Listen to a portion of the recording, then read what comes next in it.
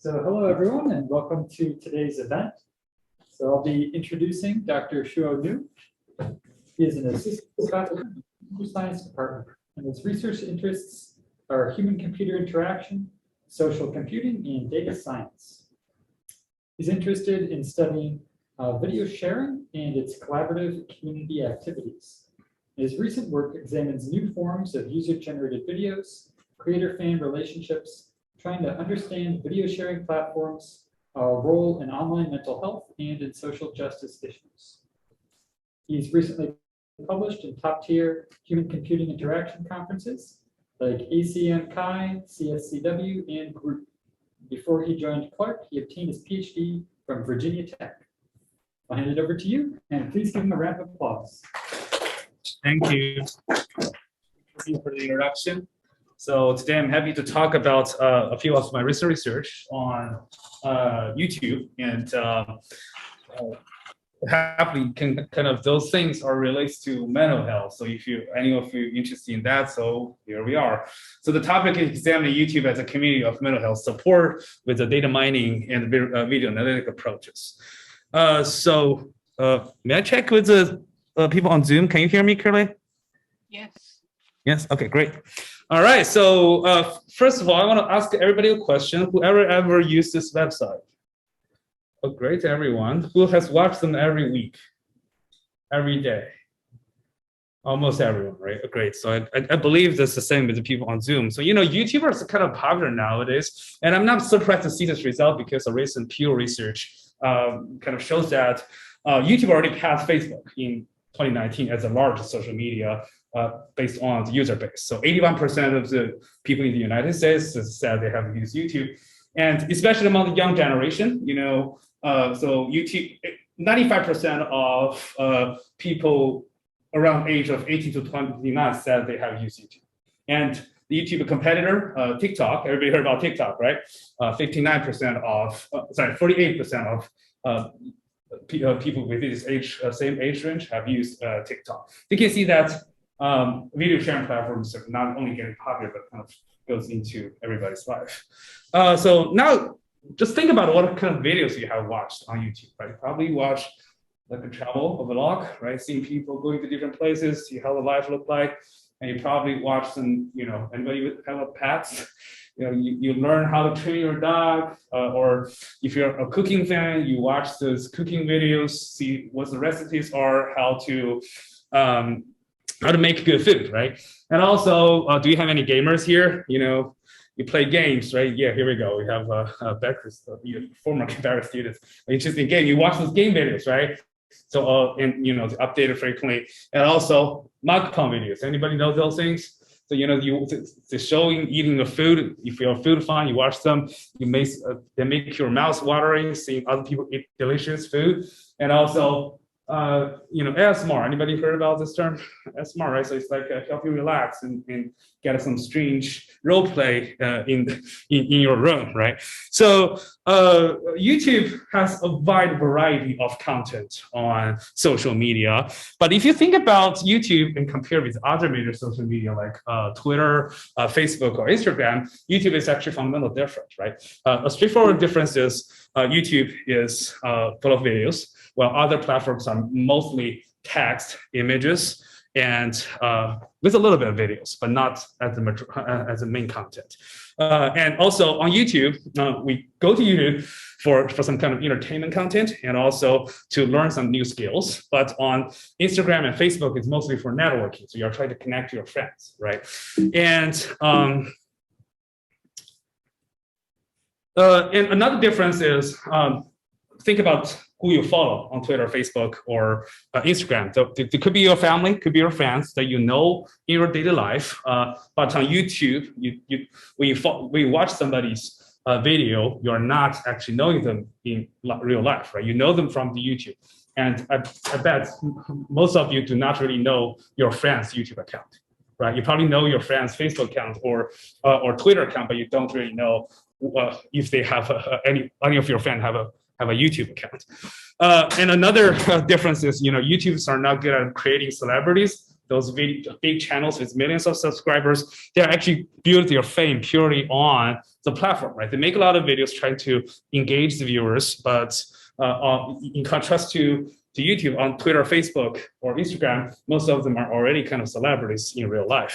And another difference is on YouTube, they have a kind of like an obligation to create content regularly, to kind of make, they sort of want to make their own TV episodes and to update every week or even daily basis, right?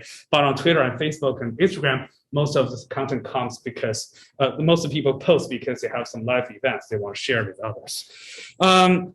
So besides the difference of those, the social media nature of the use of the social media, there's another, if you think about YouTube and other traditional media, like those these movie celebrities, I believe most of you're gonna be familiar with those people, right?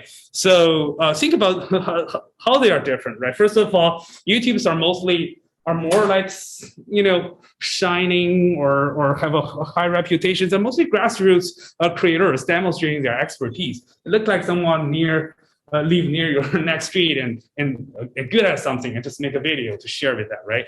But, you know, on a traditional movie or TV series, they are professional actors, right? And if you think about, and also think about those video channels, right? They dedicate to one theme. Usually when you go to your channels, they always make similar videos, right? Either the vlogs or how to train a dog or how to cook, right? They have a themed videos. But for the movie stars, they can play different characters. And you know, YouTube, even though they have a subscriber base, but it's still probably smaller than a movie star. And also, they are more approachable, right? You can leave a comment to the person you like, and they may even reply you, or even, you know, read viewers' comments in the video to see those type of interactions with the viewer. But for the movie stars, if you don't live in Beverly Hills, you'll probably never see them in real life, right? So that's kind of the major difference. So you see that the YouTubers are more close to you, or emotionally or socially close to you, and that's actually going to have some sort of impact on how you perceive the knowledge and how you perceive your social relationship, right? So there's a term to describe those type of interactions with a video figure. The terminology is called parasocial interaction. We all know social interaction, right? It's like you interact with something. Parasocial interaction is actually mostly through a screen. It means a media user's reaction to a media performer such that the media user perceive the performer as an intimate conversational partner. Right? So when you watch a video, they say something, they give you information, and you sort of feel like somebody is seeing you face to face and talking to you, right? And those type of, when you constantly expose yourself to the parasocial interaction, you are actually establishing a type of relationship. The terminology is called parasocial relationship. That basically means it's an enduring, long-term, usually positive, one-sided intimacy towards a YouTuber. It's because, like, when you're trying to, when you watch somebody's movie or somebody's video repeatedly, you feel like you know them, right? When you see them in the real life, you're gonna be like, "Hey, I know you from some videos. Let's take a selfie together," right? So it's a pretty common in daily life. But actually, you know, they don't really know who you are, right? What the heck? What is happening? Some strangers approach me, right? But you know, they are celebrities, and they kind of build those type of parasocial relationship. But you can see that's definitely one-sided affection to the viewer.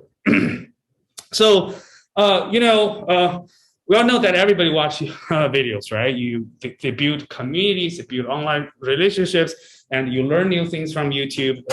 And the YouTube can affect your emotion both positive and negatively. They make you happy, they make you sad, but they make you moved. So, you know, all those things give us going to be socially and emotionally affect or life, right? So my research kind of focuses on this area. I want to understand how video sharing or how video creators affect viewers socially and emotionally. Through a series study, I try to address one major research question is how YouTube content creators manage parasocial interactions with the viewers and form a community of mental health support. So today I'm going to introduce 3 of my recent studies that's being published, and some of them are under review. The first one is how YouTubers help with COVID-19 loneliness. Second one is how YouTube ASMR artists deliver intimate and relaxing experience. And third one is how YouTubers fight drug addiction. You can see all of them kind of relates to mental well-being of the viewer. The first study was dated back to 2020 and it's accepted at CHI 2021. It's called Stay Home With Me, How Do YouTubers Help With COVID-19 Loneliness? We all know loneliness is a serious problem, especially after the outbreak of pandemic. 39% of the Americans experienced serious loneliness, especially since the outbreak of pandemic. People are social distancing, they're stuck at their home, dated back to the beginning of the social distance, the outbreak of the pandemic. So react to those situations, YouTubers YouTube call on the creators to join a social media movement called #Stay Home with me. This movement basically calls on the creators to use the hashtag with me and make content that will entertain, inform, and connect with the people who are socially distancing during the COVID-19. So basically, they want to use the YouTubers to make some content to stay the viewers socially connected during this social distancing period.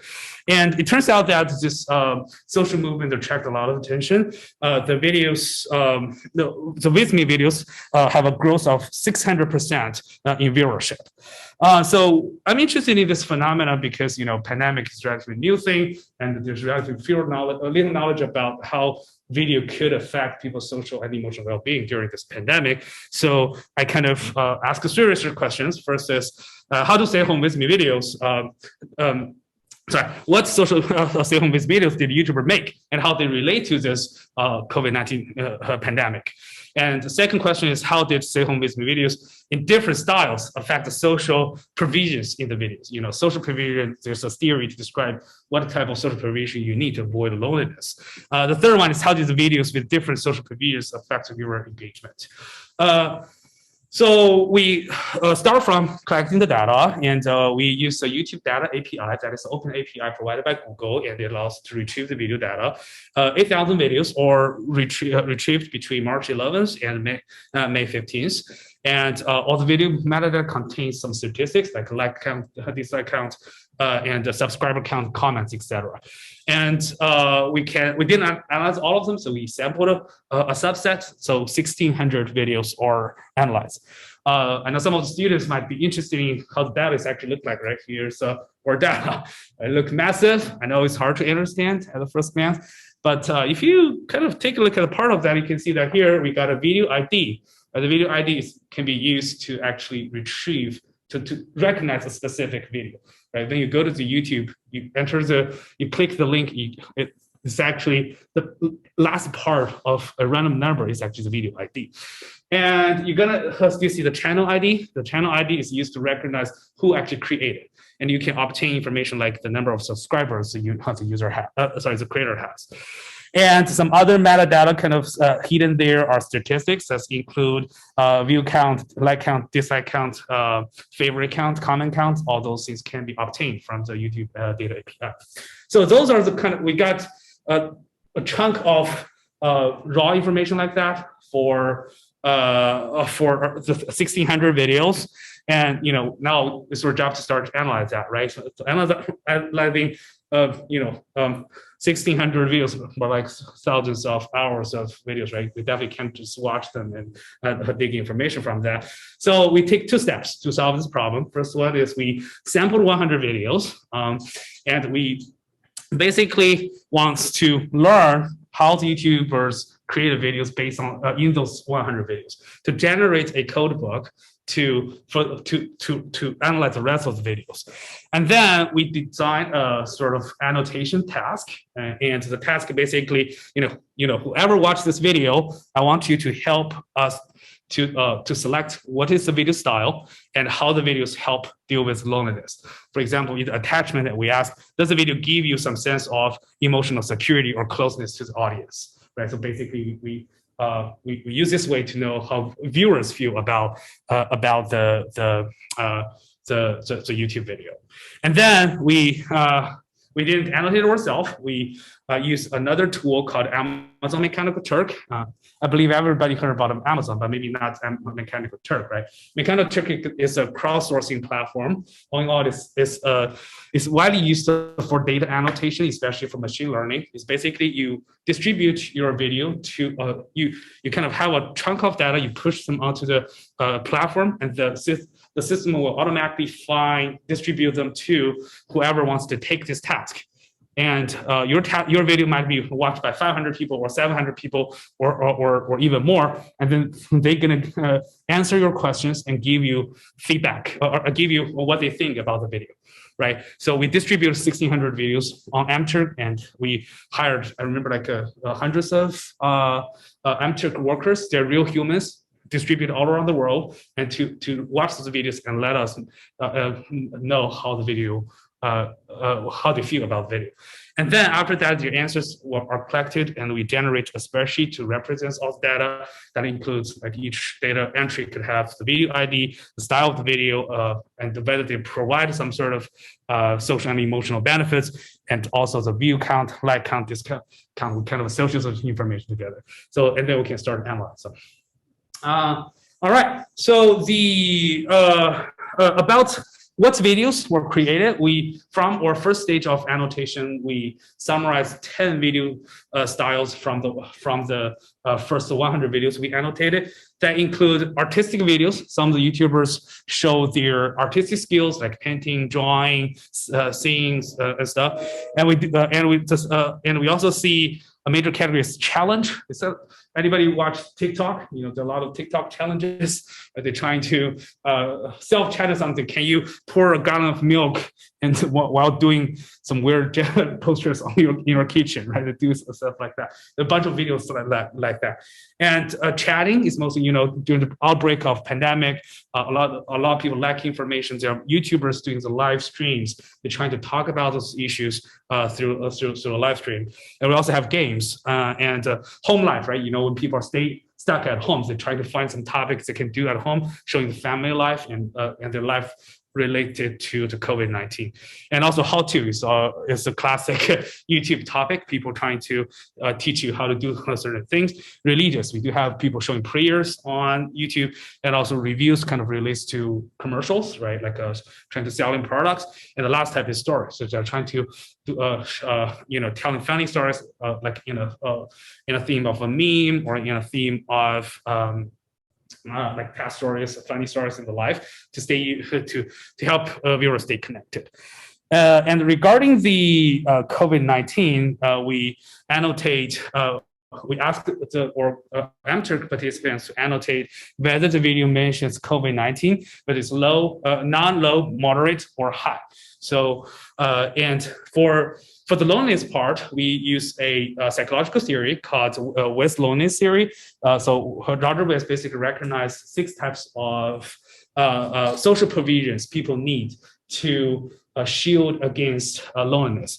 So, you know, you need to have some attachments from your family. You need to have some social. You need to have social integrations. Basically, you need to have someone share a hobby with you to feel less lonely. And you need to be you want other people to acknowledge your worth, right? So that's the real strength of worth. And alliance, if you have someone who is willing to help you at any time, you will feel less lonely.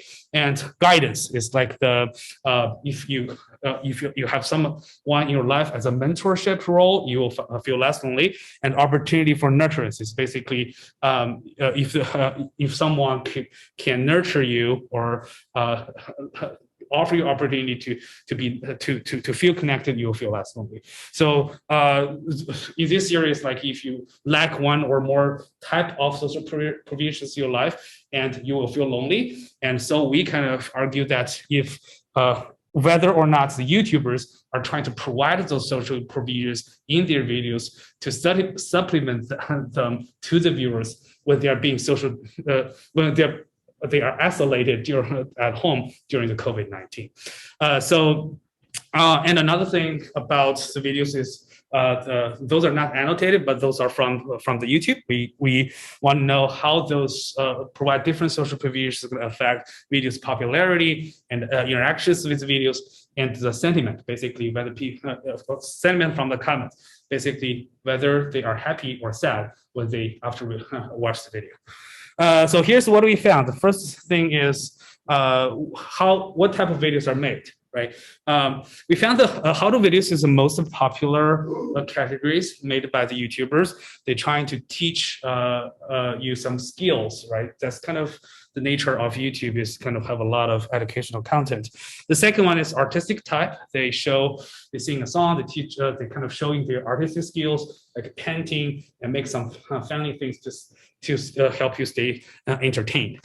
The third type is kind of related to COVID. Is a lot of vloggers cannot go out, so they kind of stay home. They show their home life and some of the YouTubers, they make funny stuff. They kind of doing those funny things at home. That's the home life videos. And we also see a lot of people are having a online conversation with the viewers. Basically, they're trying to chat with them and then make a recording. So they offer those conversational scenarios to make viewers feel, oh, I'm in a conversation with someone, those type of fake parasocial interactions. And last one is definitely games. A lot of gamers use those hashtags to help those game fans to stay connected. Another thing that we find that is interesting is most of the YouTubers actually don't really care about the pandemic.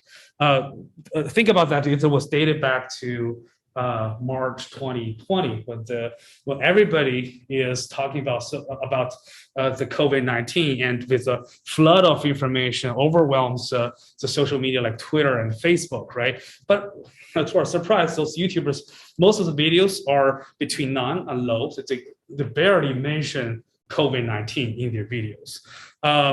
And regarding the social provisions, we find, or participants think, social integration is the most popular, it's the most common social provisions provided by the YouTubers, basically shared interests. And second type is guidance. They feel the videos provide some sort of guidance relate to skills or knowledge in their videos. So attachment, nurturance, reassurance, nurturance, and alliance are provided directly by fewer videos. So but those videos can be found. Those provisions can be found in video types like chatting, home life, or religious videos. So as a quick summary, first thing is Stay Home With Me YouTube did not escalate pandemic attention. That's kind of contrast other social media when we already know that social media is very used to warn you about the situations, right? But sometimes people are gonna, especially during the COVID-19, the young generation are gonna find those information overwhelming, and that could cause depression and anxiety. But YouTubers choose an alternative path. They make a community and a space for you to temporarily escape from those mental stressors and come to here and do something that's not related to pandemic, kind of help you stay less lonely and meanwhile connected. The second is we know that we don't know what kind of crisis going to happen in the near future, right? But YouTube is going to still play some important roles to help people stay connected. And from our findings, we know that social provisions and guidance can be commonly found in YouTube videos, right? So if you know someone cannot do some kind of interest, cannot perform their hobbies or interest with someone else during those type of isolation, you can ask them, okay, go to the YouTube, you will find social integrations. You can obtain that, and also the guidance, right? Especially during the COVID-19, we cannot go to school, and if you lack of guidance, there are a lot of people talk about that on YouTube. But relatively at home and chatting religious videos provide all those attachment, nurturance, and alliance. The last one is from the analysis of the viewership, we find the videos which provide family-like social provisions, basically attachment, nurturance, and alliance, or those things are you generally obtain them from your family members, right? But if the YouTubers be more nice, gentle, and warm to the viewers, their videos have more viewership. basically the users tend to interact with those type of videos. But in contrast, those videos are not commonly provided. Maybe one implication on that is the YouTube should teach or even or encourage or even teach the YouTubers how to provide those type of social convenience to help more viewers on the social media. So that's my first study. The second one that we can delve into is ASMR. I know maybe many of you young people have heard about that, but just in case someone hasn't, I have a short video about ASMR. So open your eyes, don't fall asleep. You know, those ASMR can make people sometimes feel relaxing and want to sleep, all right?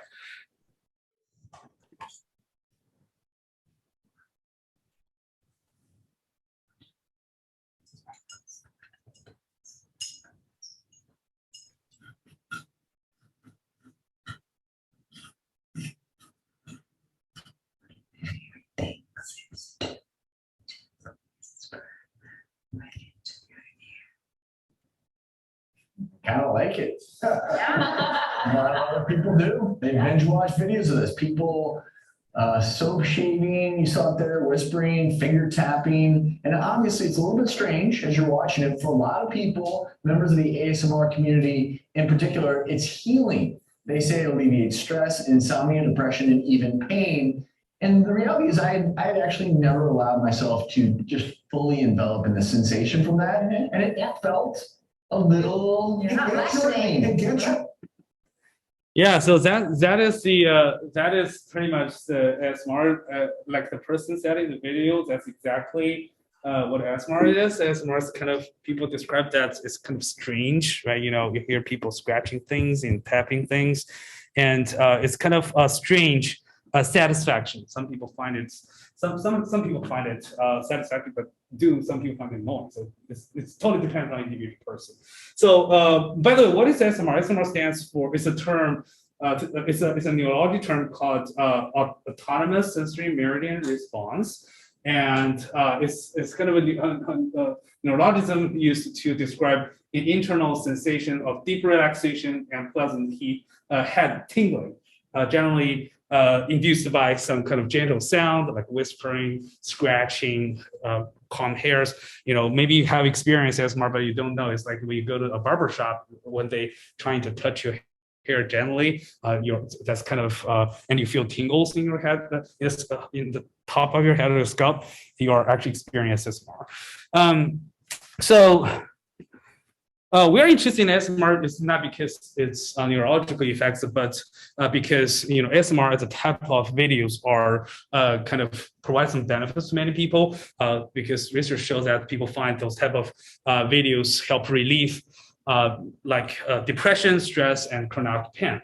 And more importantly, there are a tremendous number of ASMR videos on YouTube. Dated back in 2016, there were 5.2 million ASMR videos, and 3 years later in 2019, there's already 13 million. This number is keep increasing. And if you don't know that, one thing that probably shock you is ASMR is actually among the top 5 search keywords among all YouTube words. So it's actually ranked number 2 with 14 million searches in the United States. But unfortunately, ASMR is, even though ASMR is emerging, but there are relatively fewer studies on that, and especially in computer science. So I'm interested in using some data-driven method to explore this phenomenon, to have a better understanding of this emerging effects. It's because they're very different, right? They have different type of triggers, and a lot of creators are doing it, and people experience it differently, right? So that's kind of our recent study that is published at CHI 2022 is the understanding multimodal and parasocial interactions in YouTube ASMR videos.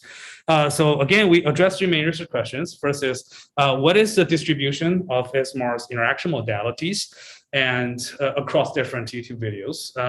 And second one is how YouTube ASMRs has designed parasocial attractiveness through the multimodal interactions. And third one is how different multimodal interactions and parasocial attractions affect the expression of viewers' feelings. So how the ASMR affects the viewers is analyzed through the comments.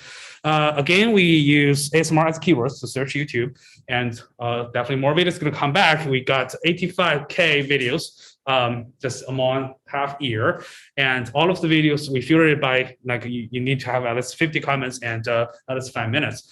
And those videos are made by 697 channels, and we sampled up to 10 channels per 10 videos per channel, and that gave us 30 videos in total for analysis. So the first question is we want to explore what kind of interaction modality is that, right? We still perform those sampling. We analyzed, I believe it's 88 videos. And so we identified this is kind of also used the multimodal interaction theories from the literatures. We identified 5 different types of interaction modalities. The first one is the visual, right? So how they visually present in the video. That include face-to-face communication, and someone use a kind of mukbang style eating food as ASMR, and we have seen object-only videos where they just crash a soap or scratch a soap, something like that, and serve people static image gaming, and some of the videos doesn't have a human. It's just animals like a turtle eating something, and they kind of shoot that sound. And from the sound interactions, we see people tap objects and whispering near the mic, and doing the making mouse sound like smacking or tongue licking, and also the body and the close touch, like the comb the hair or something, or rub some of the hair or body parts, and ambient sound. And another one is mic sound. So it's scratch the mic. It's also a typical sound happening in ASMR videos. And touch. So some of the videos pretend to touch the viewers by reaching the camera, right? So when they reach their hand to camera, you feel like their hands is approaching you. So that's generally kind of fake touch, right?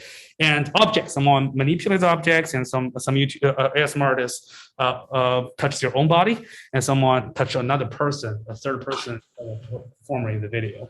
And we also have a taste. It's not shown here, but it's just eating or not eating, right? And we also want to find the fifth is a scenario. Scenario is mostly like if they telling any stories, if they're doing any role plays, like play a doctor, right, or play a library accountant. And also it's a fantastic scene, right, like they play a ancient Rome warrior, something like that. And romance scene or romantic scenario is like people pretend to be your girlfriend or boyfriend and give you some sense of intimacy to that. Yeah, that sounds weird, right? But we see those things in the video.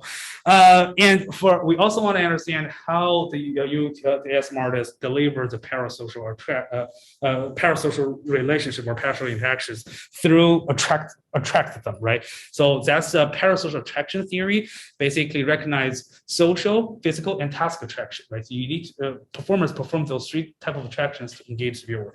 For social attractions, we want to know if the ASMR artists talk to the viewers in a one-sided conversational scenario, or talk with the viewers. Some of the role plays, the YouTubers or the ASMR artists pause a little bit and kind of ask the questions and wait the viewer to respond.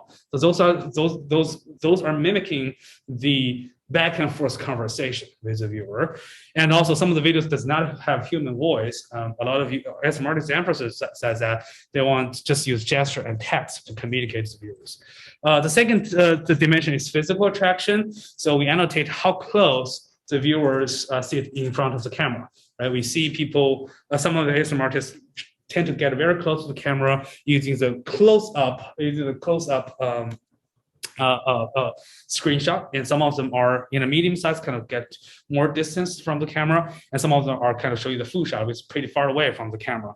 When you are getting close to the camera, if you see somebody's videos, they're sitting very close to the camera, you kind of have a more intensive sense of near them in a physical space, right?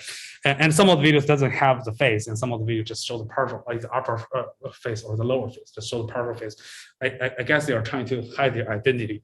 The next dimension we analyze is a task attraction. We want to see what type of tasks the viewers the ASMR artists are performing to attract the viewers. So we analyze if they are performing any treatment or service, if they are performing any common daily activities like preparing food or folding clothes or writing a letter or something. And then also the last task is eating and drinking. We want to know if the ASMR artists eat or drink in the videos or not. So here's our major findings. First of all, we noticed that those type of conversational experience is different from other social videos, like like a news video, is that those type of conversations or social connects tend to be multimodal, right? 70% of the ASMR artists communicates with verbally, and 24% pretend that the viewers can respond. That's not common in other types of videos. And around 60% of the ASMR videos contain touch interaction. That basically, meanwhile, they're not just talking, they're trying to manipulate things to generate those ASMR tingling effects. Regarding the viewers' reaction to these types of videos is ASMR, if you can see that from the left side here, the videos which contains the viewers talk to or talk with, if continue the ASMR artists talk to or talk with the viewers tend to receive more social words and intimate words in their viewer comments, right? So when the viewers watch the videos that contains this conversation, even though in whispering, they tended to leave more social words in the comments. Our second finding is that ASMR artists demonstrate intimacy to the viewers. That's pretty common. Around 30% of the videos have ASMR pretend to touch the viewers through the camera reaching, basically manipulate the camera and pretend to have some physical, it's a fake physical contact with the viewer. And about 30% of the videos also have the close mic, make the close mic sound. Especially when you're wearing a headset and somebody whispering near the camera, near the mic, you're gonna feel like they are actually pretty close to you and whispering near you, right? So that's also a type of intimacy. When we analyze the comments, originally we think that, okay, if they're showing intimacy, you should leave more straightforward thought is the viewer is gonna say some intimate word in the comments, right? But it turns out, no, that's not the fact. We found that those videos do not have more intimate words in the comment, but instead, viewers tend to express a lot of things related to relaxation and sleepiness in the comments. So that's kind of make us feel like those type of interaction not lead to feeling of intimacy, but more of relax the viewers when they have somebody kind of around them and make those tingling sensation. The third finding is mostly around we argue that ASMR could not just a social experience, it could also be experience of sensory rich activity observation. So previous study mostly treat ASMR videos as role plays, but we find that only around 40% of the videos have clear tasks or a role play scenario. But and even that is true, many of the tasks are actually mundane tasks or the boring tasks, right?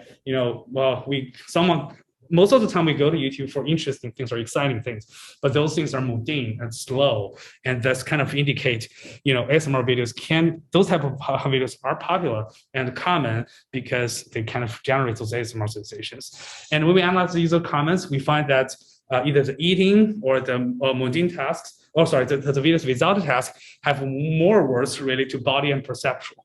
So the viewers' comments about the sensory feelings, like, oh, delicious, or mouth-watering, or it makes me my body feel relaxed, something like that, right?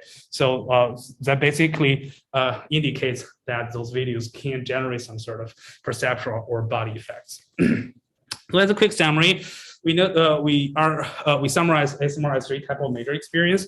The first is experience of multimodal social interactions. Those type of this analysis kind of indicate potential area we can apply ASMR, right? For example, we are all now many people have a fatigue over Zoom, right? So they feel the Zoom conversation is boring and tired, especially when it's long. So how about we introduce some of ASMR effects in it to reduce the fatigue, because nature of ASMR is relaxing and make people feel sleep. And also, we all know the voice-based assistant, those type of Siri or Alexa, sometimes people feel those robots are making weird and non-human sound. And how about introduce the ASMR effects to make them more human-like and less robotic. And also ASMR's experience is a relaxing physical intimacy, especially for people who are remotely with your partner. They want to stay, they want to feel the co-presence with the partner. So if the video technology can introduce ASMR, it can make people feel more connected. And another thing is calm, for people with some social anxiety, especially with mental health issues like bipolar disorder or autism, they usually have some social issues with others, but those one-sided faking social interactions with them can actually have the potential to help them to overcome those difficulties. I heard from one of my students is a clinic in Colorado already experimenting ASMR for people with autism, for children with autism. And I experienced the third type of experience, sensory reactive activity observation. So, those type of videos can trigger your perceptual feelings. So how about we introduce them in AR or VR, where the sense of presence is important.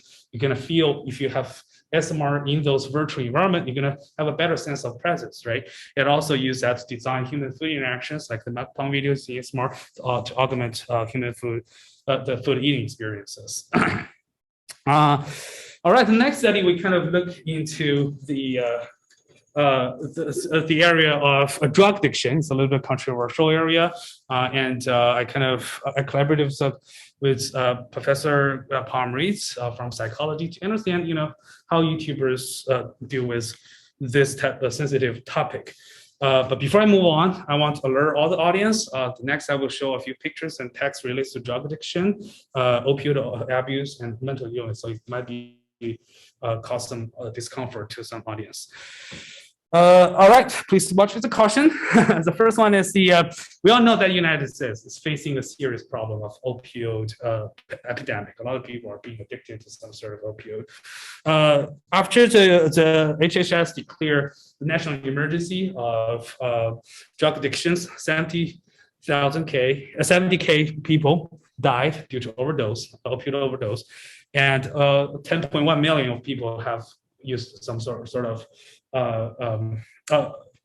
prescription opioids. So that's the severe problem.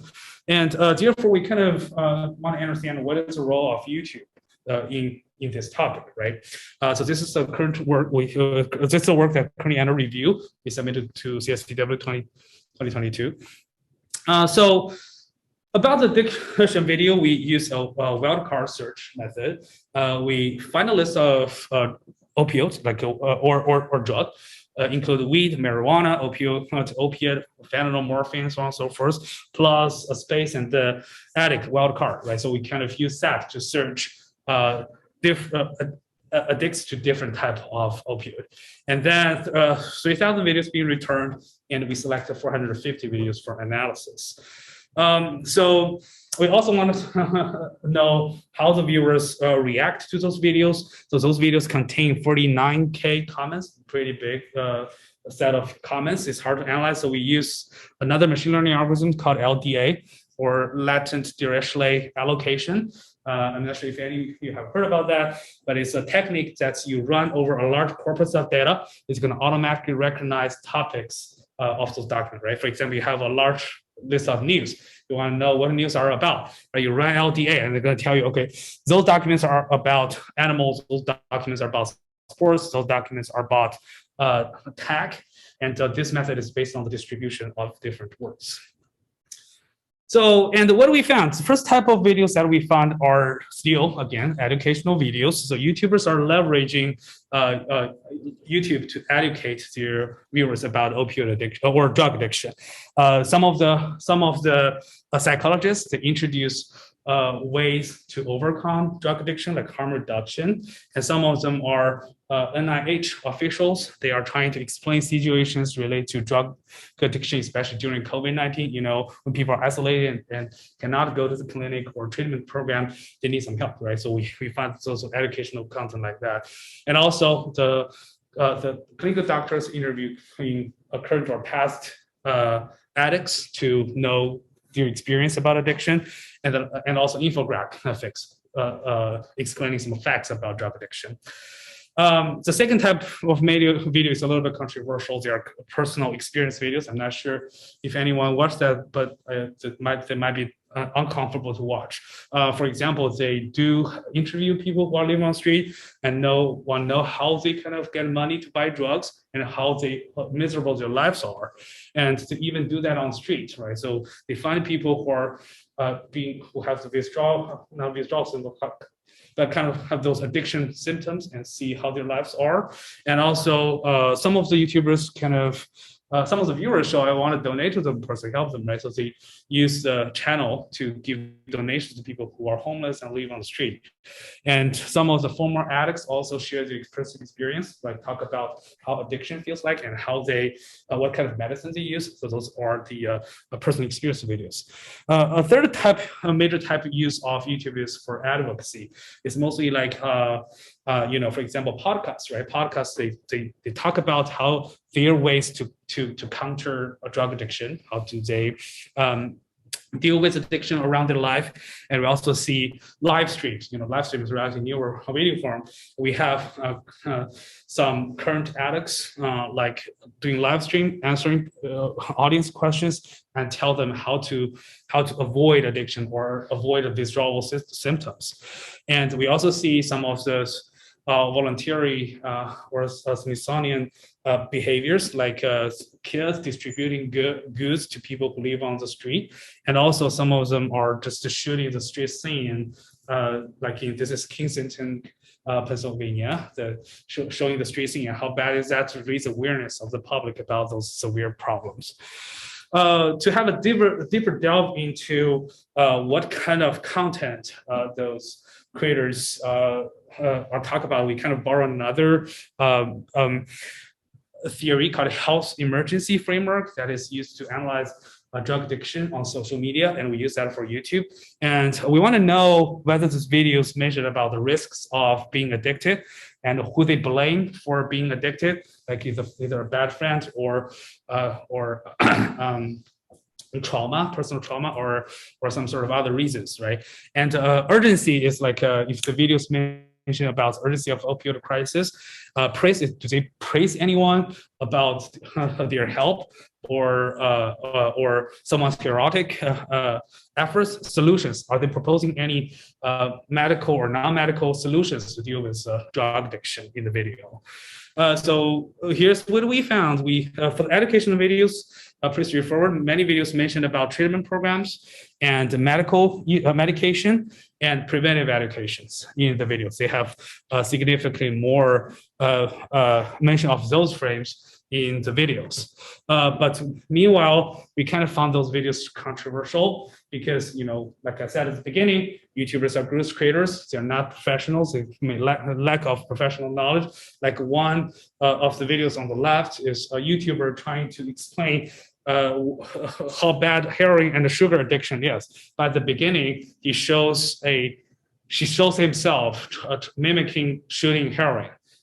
Cook heroin or cocaine. What type of I don't remember what type of drug he's doing, but kind of burning that. And another video is they're trying to explain what is Narcan. Narcan is used to treat overdose, and he shows kind of a needle in the scene. And if you are familiar with drug addiction, typically you're not showing those things to people who have an addiction problem or who used to have those problems, because showing those things may trigger their craving for drug, and your videos might cause some sort of relapse in their lives. That's actually bad. Regarding the comments, we find that we identified 3 main topics that relates to the LDA. And 3 main topics relate to this type of video. The first one is appreciation of or the reflection on the video. Like one person said, "Okay, I too am an addict, a recovering one, but nonetheless, I appreciate the video content." The second main topic is the information related to drugs, medicines, and treatments. Right, so we see viewers share their personal experience. Like this one relates to they aren't as strong as immediate like other opioids when they talk about methadones, another treatment medicine, because it's like kick in, but once it does, it mostly definitely gives you the same kind of opioid glow and warmth in your body. That's kind of the feeling of drug. Yeah, two main types. Sorry, I remember one. And for the personal experience videos, they are about the life of people who live on the street or live off the or used to live on the street. We find that personal experience videos are significantly associated with life instability, broken relationship, criminal activities, and they talk about the toxic relationships they used to experience, which cause addiction, and also the personal trauma. So you can see that all those framings indicate that in those personal videos, they disclose their personal life and mostly personal fallout and problems in their lives. But we kind of feel that this type of video is also problematic because YouTube is trying to educate the viewers by just disclosing other people's horrible experience and like a warning to you, and then you help and make you kind of being scared and not doing that. But a lot of psychological research showed that scare tactics is negative on drug addiction because it has been proven less effective. Those addicts are not recovered because their life going to goes down if they keep doing that. Instead, it's not very helpful, and also many people are, especially young generation, are curious about those type of scary factors, and they are sometimes even lead them to actually try the drug, which actually is bad. And another negative effect is called poverty porn. It's basically, this is not for drug addiction, but media research show that some of them are trying to show the horrible life of others to gain their sympathy and also increase their viewership. And this type of videos are also controversial. And we do feel that this type of videos might be an example of that.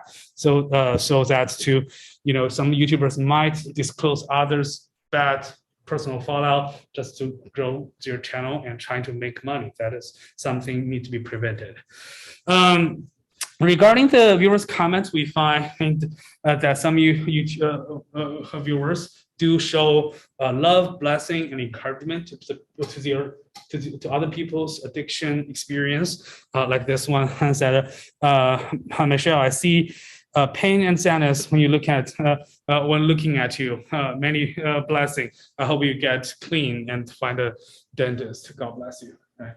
And but on the other hand, we do see some of the viewers are being mean and judgmental. Like this person mentioned this, her mom is and was a drug addict hooker who left her daughter in a horrible home situation. I feel so sad about her daughter, right? So if this word is being heard by the addicts, it's going to be not that good, right? And the third one is it do triggers cause some of the viewers express negative feelings like sadness, sad emotions in the comments. The last type of videos, advocacy videos. They're not specific associated with any framing, but we do find those type of videos triggers people's discussion on the governmental and societal responsibilities.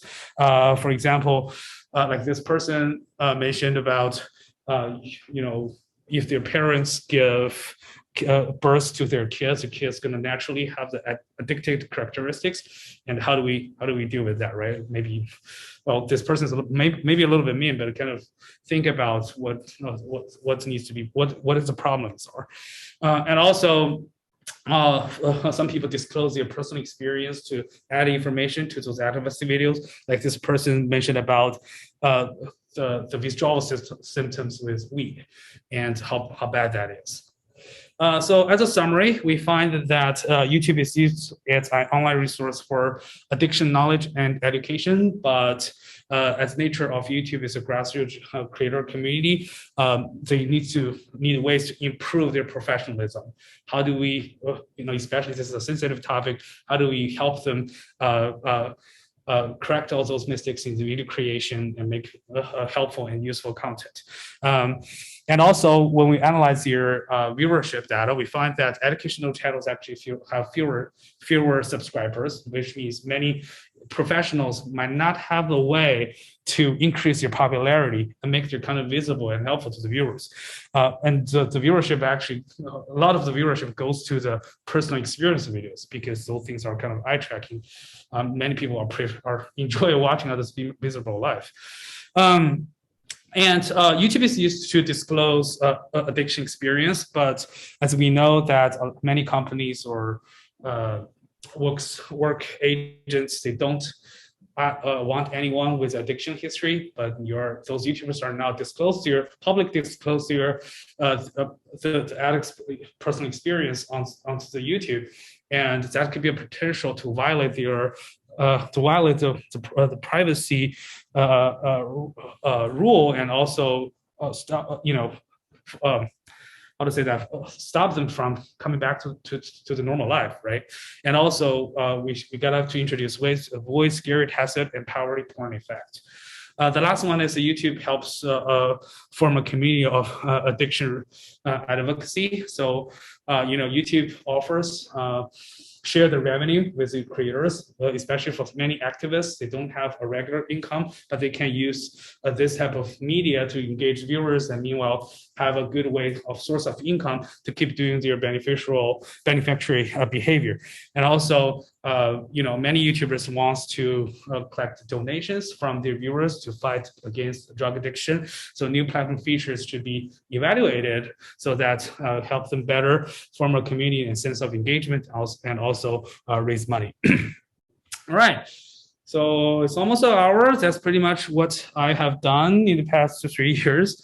And I want to give a special thanks to my collaborator, Hugh Manon from Visual and Performing Arts, and Dr. Kathleen Palmreitz from Psychology, and also my awesome students, Ava, Daniel, Kathy, Keegan, and Wayne. Thank you very much. And one last advertisement. I'm currently still recruiting students. If any of you interested in working with me on those YouTube projects, here's a handshake link. You can go there and let me know your interest. And one more thing is, if I especially welcome non-CS students, even though you don't have any computer science background, you can still participate in the project. Thank you.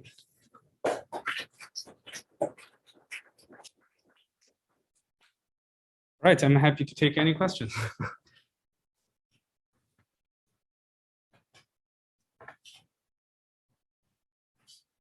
Questions. Like, sure. not comment, I guess. Yeah. It's like the ASMR stuff. Mm-hmm. Everything I kind of see is like, I just find it too weird personally, but like the scratching of the soap is very satisfying. Oh, well, that's so true, because ASMR is being found is unique to different persons, right? So some people enjoy the social, some people enjoy the crashing of the soap. Someone even enjoy the weird sound of liquid or, whatever. I've seen a lot of different things. That's one reason why we're doing this. If you read the paper, we are giving a statistical analysis of what are the popular ASMR or common ASMR triggers, right? So that's kind of help designers who wants to use ASMR some hint on how to employ those effects in design, in technology. Yeah. Good talk. Thank you. I want to ask you one question. Is there what's the future direction of this research that you are thinking about? Oh yeah, yeah. We are still. I kind of in general be interested in two major topics. One is how the social and emotional effects of video sharing on person. Like right now, we're trying to compare YouTube and TikTok in terms of how they affect people, right? YouTube is more longer videos and for learning, for entertainment, but TikTok is more mostly pure entertainment, right? How they affect people differently, and also there are also other major social and emotional problems nowadays. Like a lot of stress are caused by elections and by some sort of conspiracy theory groups, and we are trying to also study, or we're currently studying the how the what's it called, the hate groups, how they use the videos to spread their hate ideologies and affect people, right? So and moving forward, I think the general trend is I read some news. The video that are going to occupy 70% of internet traffic by the next decade. So more people going to watch videos, fewer people going to watch main media. So there's a lot of things to do to understand the nature of video sharing and how they affect the public and society.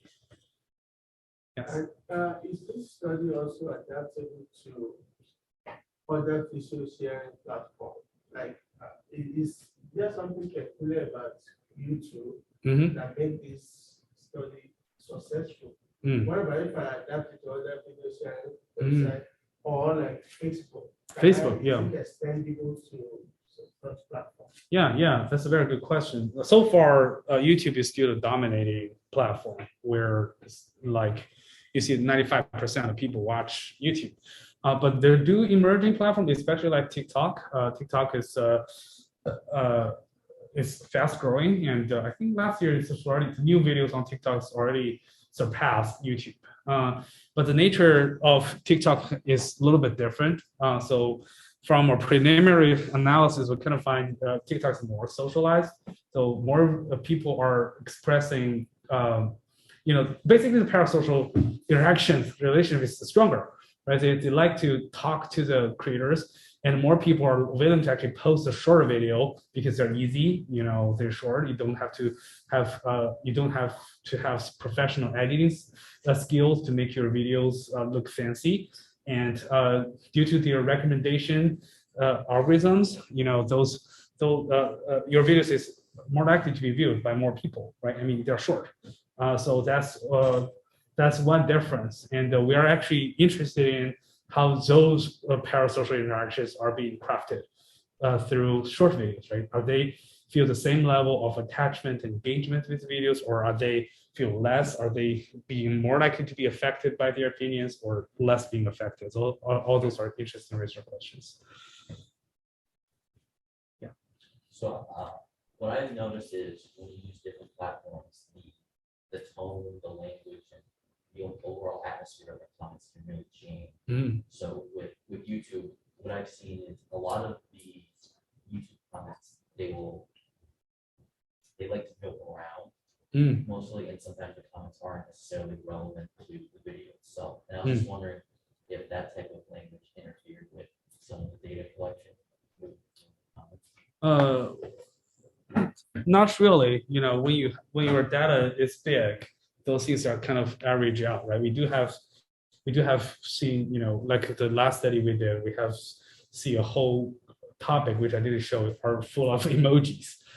People are using emojis to do the analysis. Actually, there are some kind of NLP technique that we introduced. Like one is called pointwise mutual information. That's basically find which words are likely to associate with the topic that you are studying. Right? For example, if you say apple, and many people mention apple with cut, and then cut is a word that relates to apple. So all the rest of the word being kind of ignored. So that's kind of average out those effects. And also, when you leave some comments like that, it's not purely from nowhere, right? Even if they are joking around, that's kind of showing the videos are probably funny, or the person is more approachable, more friendly, whatever. So those things can actually reflect some useful information. Yeah. Yes. What are your thoughts on Instagram and YouTube attempting to compete with TikTok by creating new sort of short video sort of platforms like Reels or Shorts? And do you think that this would lead to more of the sort of community style effects that you've seen in your research? That sounds like a commercial question, which I'm not good at. But YouTube has this YouTube Short. It's kind of everybody are interested using those type of ways because I feel like short video falls in between YouTube video or traditional YouTube video and a let's say a Twitter message, which is short, right? So I think people's living pace is just getting faster and faster, right? They're not patient to watch the whole 40, 15 minutes videos, but they prefer to watch 40, 50 seconds of videos, right? They want to consume more information during a relatively shorter period of time. That's kind of, I know that's going to be have its increasing importance in social media platform or business in general, but I am a little doubt that whether those type of videos going to replace YouTube because YouTube is more used to for professionals for like if you want to learn how to let's say cook a food, right? Well, you can watch some videos from TikTok, but if the procedures are complex and if you don't learn so carefully, it's going to be hard. And also regarding the age and the generation, we know that senior people they don't watch YouTube. One reason is it's hard to follow up; it's too quick for elderlies. And YouTube is going to be still have an important role to stay those people connected, right? So that's kind of they can differentiate their population, user population by the age group, right? So that's another way. But overall, it's interesting to compare those two, especially among the same population, right? But